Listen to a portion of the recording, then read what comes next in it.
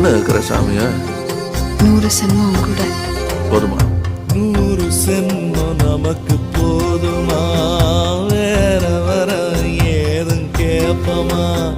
சகாவரம் கேப்போம் அந்த சாமிய